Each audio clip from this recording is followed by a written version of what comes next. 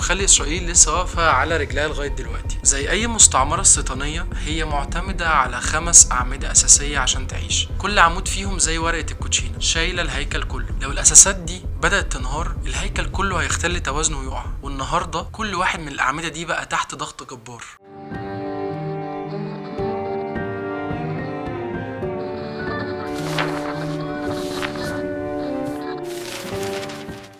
إسرائيل مش هتفضل للأبد. من بره شكلها ممكن يبان زي الحصن، مليانة سلاح ما بتتكسرش، هيكل صلب ومبنى متين. بس في الحقيقة إن القوة والاستمرارية مش حاجة واحدة، والشروخ بدأت تظهر وتبقى واضحة للعين فعلا. أمريكا بتدعم مصلحة إسرائيل مش مصلحة أمريكا. مفيش حد عايز يحارب عشان خاطر إسرائيل. حتى الإسرائيليين نفسهم بدأوا يشوفوا ده. البلد داخلة في شبه حرب أهلية، يمين ويسار ومتدينين وغيرهم. اللي احنا قدامه النهاردة هو انهيار للمجتمع الإسرائيلي، والاتجاه العام رايح ناحية انهيار الصهيونية نفسها. ايه اللي مخلي إسرائيل لسه واقفة على رجلها لغاية دلوقتي؟ زي أي مستعمرة استيطانية، هي معتمدة على 5 أعمدة أساسية عشان تعيش. كل عمود فيهم زي ورقة الكوتشينة شايلة الهيكل كله. لو الأساسات دي بدأت تنهار، الهيكل كله هيختل توازنه ويقع. والنهاردة كل واحد من الأعمدة دي بقى تحت ضغط جبار. العمود الأول وهو شريان الحياة واللي بيخلي إسرائيل عايشة على طول، الدعم الأمريكي. كل بلد في الدنيا ليها حلفاء، بس إسرائيل ليها شريان حياة. المستعمرة دي بقى لها عقود مسنودة بالدعم الأمريكي، عسكريا وماديا ودبلوماسيا. أمريكا بتبعت لإسرائيل حوالي 38 مليار دولار دعم عسكري كل سنة. ده غير ال 16 ل 22 مليار دولار اتدفعوا خلال فترة الإبادة الجماعية اللي حصلت في غزة. أمريكا هي اللي بتدفع ثمن أنظمة الدفاع الصاروخي، وهي اللي بتغطي على جرائم الحرب وبتحميها من الحساب، وبتخليها تتصرف كأنها فوق القانون، وهي اللي بتشيل عنها حروب. لفترة طويلة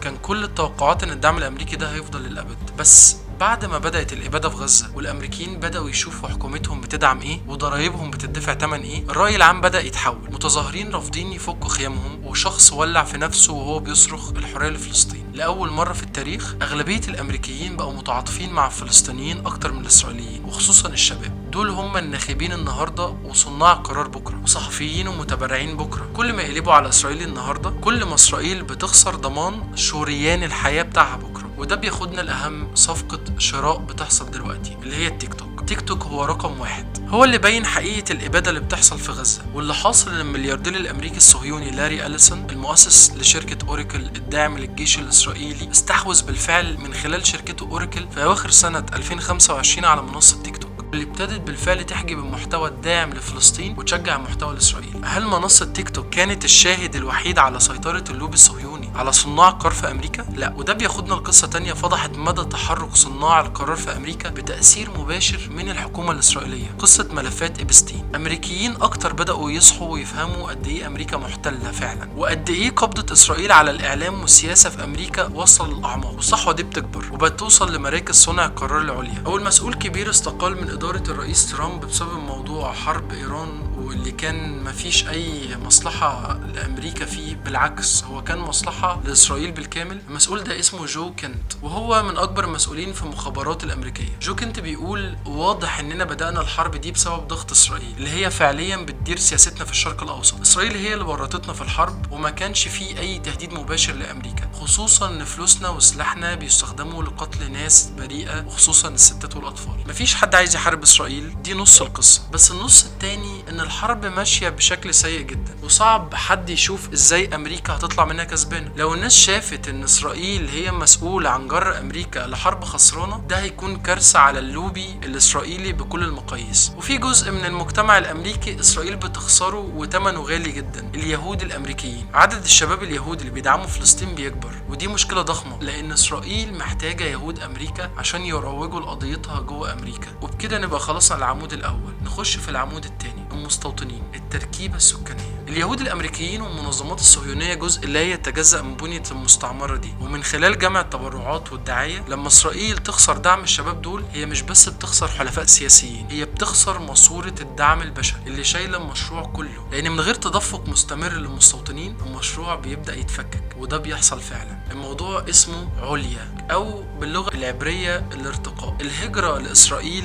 عشان تبقى مستعمرة استيطانية محتاج مستوطنين، وعشان تفضل تتوسع تتوسع وتسرق أراضي أكتر، محتاج مستوطنين أكتر يسكنوا الأرض ويخدموا في جيش الاحتلال ويمنعوا اللي هم شايفينه تهديد ديموغرافي، اللي هو بمعنى أصح زيادة عدد الفلسطينيين. ولو بصيت على السكان اللي في إسرائيل يبان إن اليهود أغلبية، وده اللي محتاجينه عشان يفضلوا مسيطرين وتبقى الدولة يهودية. بس إحصائيات دي ما بتحسبش ملايين الفلسطينيين اللي تحت الاحتلال، ولو حسبتهم الصورة هتختلف تماما. دلوقتي إسرائيل مش بس ما بيجيش لها مستوطنين جداد، دي بتخسر اللي عندها أصلا. أكتر من 25% من اليهود في إسرائيل بيفكروا يسيبوا البلد، ده غير إن عدد اللي بيهاجروا بره ضاعف نفسه في سنة 2023. آلاف بيقدموا على الباسبورات، وفي سبب لده تعال أقولك عليه: موضوع الأمان. إسرائيل طول عمرها عايشة على أسطورة إنها ما بتتهزمش، وحسن منيع بجيشها وقبتها الحديدية، ودي خدعة ضرورية لأن الصهيونية قايمة على فكرة إن إسرائيل في المكان الآمن الوحيد لليهود في العالم. بس في الكام سنة الأخيرة المقاومة في غزة وفي جنوب لبنان وإيران أثبتوا إن الأسطورة دي كده. الحفاظ على الخدعة دي مسألة حياة أو موت بالنسبة للكيان، عشان كده عندهم رقابة عسكرية بتتحكم في كل صورة وكل خبر بيطلع، عشان الناس ما تشوفش هما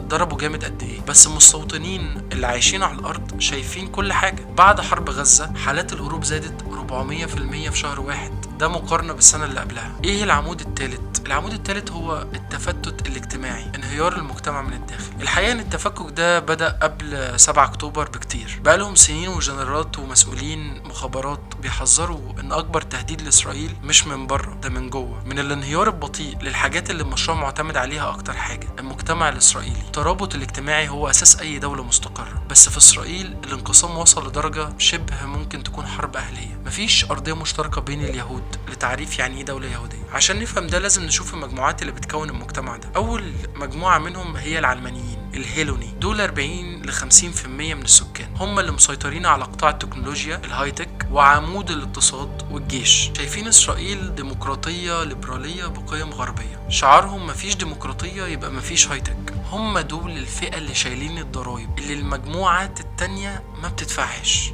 الحريديم، ودول اليهود المتشددين، دول اكتر يهود محافظين، نصهم بس بيشتغل، بياخدوا دعم كبير من الدولة ومن ساعة تأسيس اسرائيل وهم معفيين من الجيش عشان دراسة الدين، وده سبب غل رهيب عند باقي المجتمع. الفئات التانية بقت تقول لازم نوقف دوت، هم مش بيعرضوا حياتهم للخطر عشان امن البلد، واشمعنى احنا؟ تالت فئة وهي الصهيونية الدينية، دول عكس الحريديم، ملتزمين جدا بالدولة وموجودين بقوة في الجيش، بس شايفين اسرائيل مشروع ديني بحق الهي. دول اللي وصلوا للسلطة مع سموتريتش وبن غفير المتعصبين اللي احنا بنسمع عنهم دايما. كل المجموعات دي مش بس مختلفة ثقافيا، دول عايشين اوهام مختلفة عن طبيعة المستعمرة، وده انفجر في 2023 لما ملايين نزلوا الشارع ضد التعديلات القضائية اللي عملها نتنياهو وكانوا شايفينها انقلاب. بالك كانت على شفا انفجار داخلي. 1 من كل 3 اسرائيليين كان بيفكر يهاجر، وقالوا مش هنربي ولادنا في بلد ما فيهاش ديمقراطيه وكلنا معانا باسبورات اوروبيه. العمود الرابع، العنف اللي بيخلي المجتمع متضامن والوحده من خلال الاباده. بعد 7 اكتوبر رجعت اقوى قوه بتوحد المستعمره، الصراع من اجل البقاء. لازم نفهم ان رغم كل الخلافات ديت الاغلبيه العظمى من اليهود في اسرائيل مؤمنين بتهجير الفلسطينيين واستعمار ارضهم ايا كان انتمائهم ايه. المستعمرات الاستيطانيه ديت بتتولد من العنف، ده في الدي ان ايه بتاعهم. العنف هو الحاجة الوحيدة اللي بتجمعهم لما كل حاجة تانية بتفككهم. الاحتلال طول عمره هو مشروع القوم الموحد، والإبادة في غزة وصلت ده لمستوى تاني خالص. الحرب مش بس مع حماس، الحرب مع كل الفلسطينيين اللي موجودين هناك. صور الدمار اتحفرت في ذاكرة العالم كله، والغالبية العظمى من المستوطنين مش بس شاركوا، دول كانوا بيهيصوا لما يشوفوا صور الدمار دي. بسبب ده إسرائيل كشفت انهيارها الأخلاقي قدام العالم كله، وبقت دولة منبوذة أكتر وأكتر. بس العزلة ليها تأثير عكسي، كل ما العالم بيقرف منهم أكتر، كل ما المجتمع الإسرائيلي بيتقوقع أكتر في عقلية الحصار وإن بقائنا معتمد على وحدتنا ضد العالم الخارجي المعادي. الغريزة دي هي اللي بتجمعهم حتى وهم بيتفككوا من جوه. عشان كده الحرب ضرورية لإسرائيل، لأنها هي ضربات القلب الصناعية اللي بتخلي الجثة لسه عايشة. الحرب دي ليها شعبية جارفة، حوالي 93% من اليهود في إسرائيل بيدعموها. ده انهيار اجتماعي ونفسي، الإسرائيليين حرفيا فقدوا الاتصال بالواقع. والعمود الخامس، العمود الخامس هو الاقتصاد المشلول.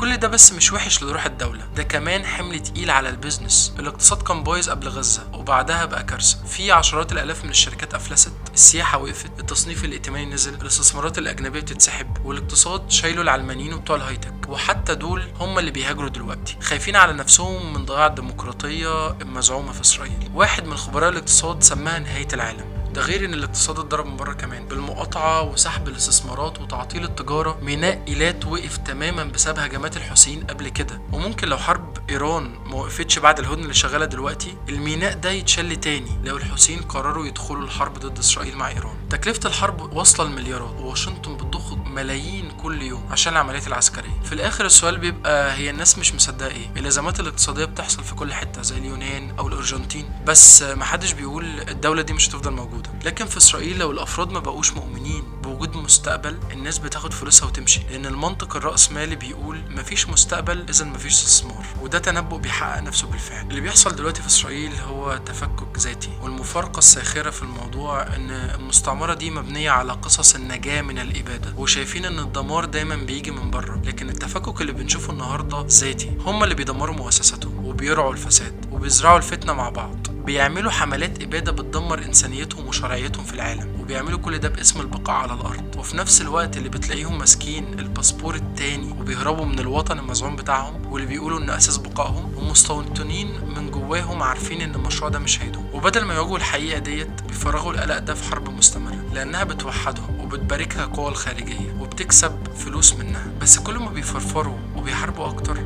كل ما بيقربوا المستعمرة دي من نهايتها الحتمية. ودي كانت قصة النهاردة. بس كده. في الختام شكرا جدا ليكم ان انتوا كملتوا القصة للآخر، ولو عجبتكم حلقة النهاردة اعملوا لايك وسبسكرايب للقناة. اشوفكم في الحلقة الجاية. سلام.